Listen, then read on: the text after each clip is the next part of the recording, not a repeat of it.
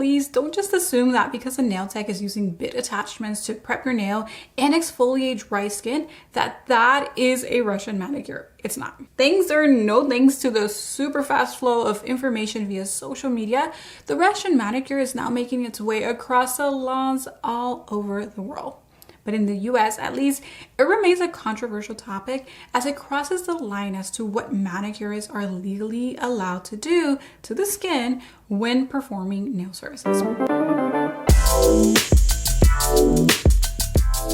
Hey there and welcome back, and if you are new here, welcome. My name is Paola of paolaponcenails.com, your source for all things premium soft gels and entrepreneurship in the nail industry. If this sounds like a niche you'd like to continue growing in, then at the end of this video, do consider subscribing to this channel and our weekly newsletter. Let's begin. You're seeing it everywhere, on socials, on bios, on service menus. The Russian manicure. But what is it really, and how do you know if you're actually getting one done on yourself or you're paying someone else to give it to you? I've had the opportunity to attend 2 Russian manicure trainings within my career. One was in a group class setting, and the other one was a one-to-one training with Anastasia of Nailco.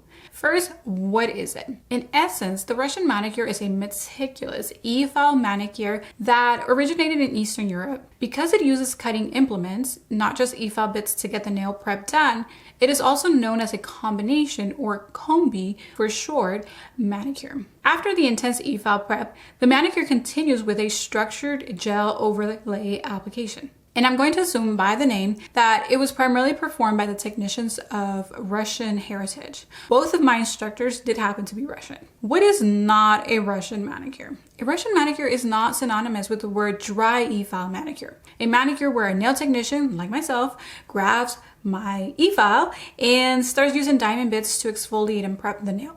So please don't just assume that because a nail tech is using bit attachments to prep your nail and exfoliate dry skin, that is a Russian manicure. It's not. Thanks or no thanks to the super fast flow of information via social media, the Russian manicure is now making its way across salons all over the world. But in the US, at least, it remains a controversial topic as it crosses the line as to what manicurists are legally allowed to do to the skin when performing nail services. So if you are a nail tech in the US where we have state board, by labeling yourself or your service Russian manicure, you may be signaling to the board to come and pay you a visit. In any case, the Russian manicure should never be attempted by someone with little to no experience with an efile. It's no beginner-friendly service at all. So if you think you're going to watch a couple of videos and then try yourself, you're wrong. You are in a very likely position to hurt yourself. Even me, having had some experience, I had to go and train and practice this on my own time with myself, on my clients a little bit, and it was really nerve-wracking. So believe me, if I had 3 years under my belt and you just have 3 times with your efile this year, it's just not going to happen. Today we'll describe some of the classic procedures in the Russian manicure, but I'll just give you my opinion up front. Even if it was totally legit in the US to do the full extent of a Russian mani, I still wouldn't care to offer it.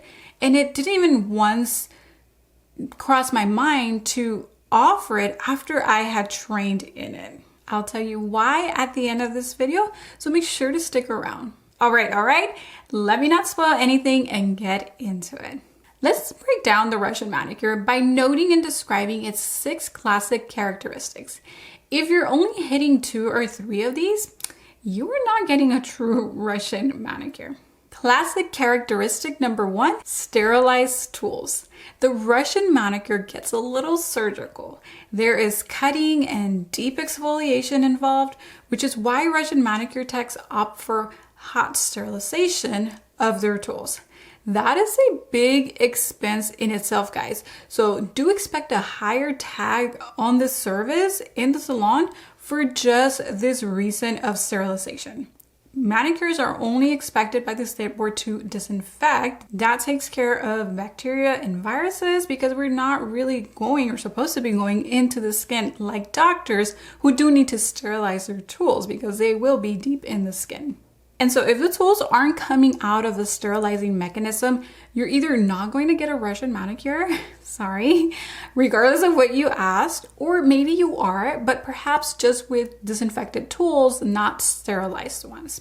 Classic characteristic number 2, opening the pocket. Yes, you're not only opening up your pocket financially for this service, there's a different pocket you'll be opening characteristic of this Russian manicure service. Here it is. The most notable characteristic of the Russian manicure is to create a void, commonly known as the pocket, underneath the cuticle area to make the gel look like it's growing out of the nail matrix.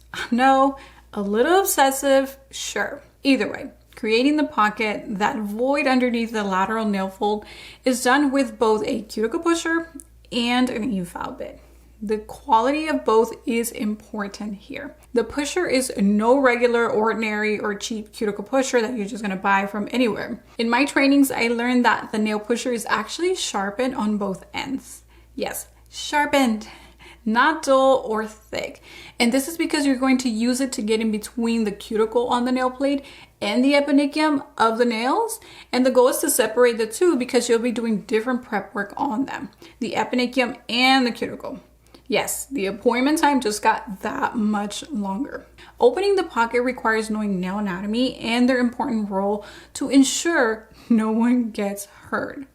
To further open the pocket, you'll be using an electric file bit, which leads me to classic characteristic number 3, the use of a diamond flame bit. A diamond flame bit is an efile bit that has a little round belly and ends in a point. There are varying shapes and sizes for this flame bit, but the medium sized one in fine grit is the more standard. The purpose of this flame bit is twofold. The point exfoliates the dry skin on the nail plate. The surface of the belly exfoliates the folds around the nail plate. I've seen this flame bit tucked away underneath the proximal fold of the nail to get dry skin from underneath there, and I'm just like, why? Who the is looking or noticing the skin underneath there? And first of all, it belongs there to protect against contaminants. Either way, a quality, authentic diamond flame bit, classic characteristic of a Russian manicure. Classic characteristic number 4, over nipping or cutting the eponychium. Many times clients will have scraggly eponychium, and it is our job to trim and exfoliate it to improve the appearance of the client's manicure. This is why they come to see us, for us to do it for them and safely.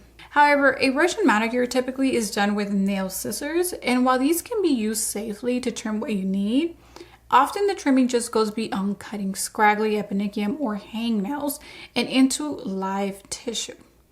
It's that over trimming of the skin surrounding the nail that makes it a characteristic of a Russian manicure, and a controversial one at that. Whether this is allowed in your country or not, it is important for you to know that anytime you break skin, you essentially provoke the skin to protect itself, and it does this by growing more skin and even callousing. And we just don't want that. We want the exfoliation to be less and less with each service. Classic characteristic number 5, a tucked structured gel overlay.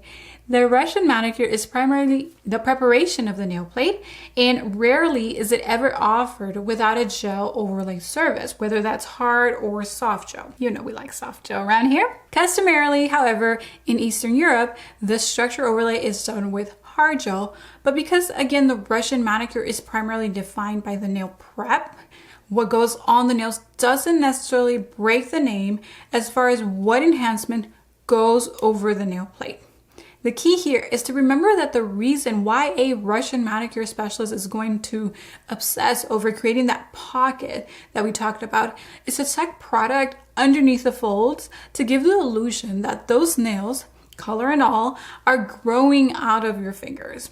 But again, the classic finish of a Russian manicure is a structured gel overlay. Classic characteristic number 6, the close-up shot. Once you've gone through all of that work that a Russian manicure entails, you have to capture the victory with an aesthetic shot. But not just any nail picture will do here. It has to be a macro shot, a picture taken with a macro lens that gets all up in the nails without letting you get away with anything. If you like that kind of scrutiny or challenge, depending on how you look at it, after every service, go for it. Grab yourself a macro lens on Amazon and attach it to your phone. Mine has been in a box for a while, shows you how much I care. Either way, the macro lens photo is best taken with a table lamp like this one here.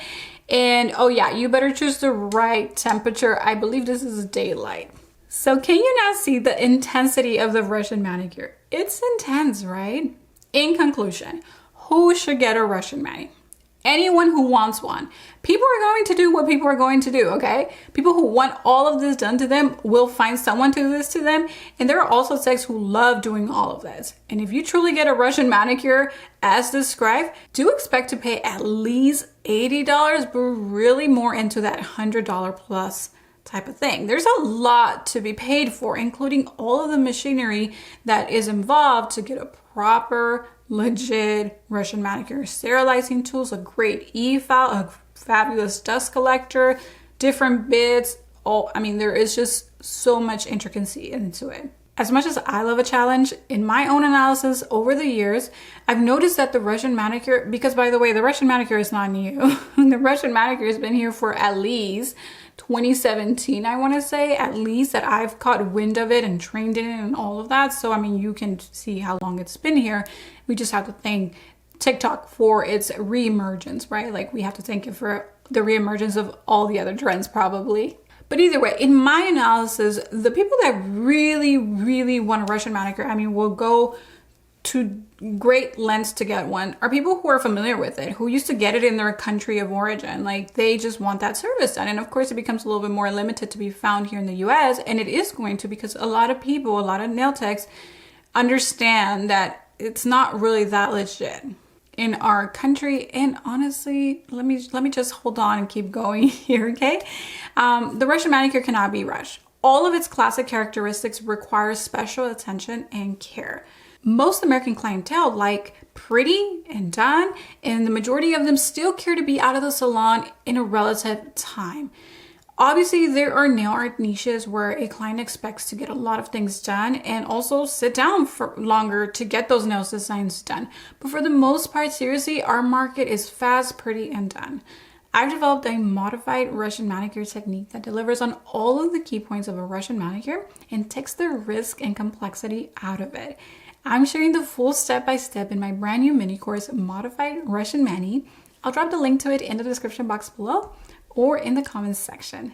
Inside this new mini course, I'll show you what steps and tools I replace to get me to the same end result faster.